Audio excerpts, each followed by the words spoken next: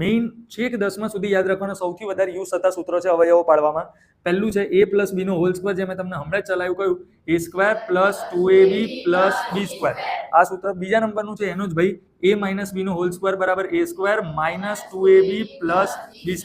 એ રહ્યું એક થઈ ગયું. અને ત્રીજા નંબરનું સૂત્ર જે હવે આ દાખલાઓ ગણવા માટે ઉપયોગી છે એ છે a² - b² બરાબર a - b a + b, એટલે કે એકવાર વત્તા કરવાનું અને એકવાર ઓછા કરવાનું.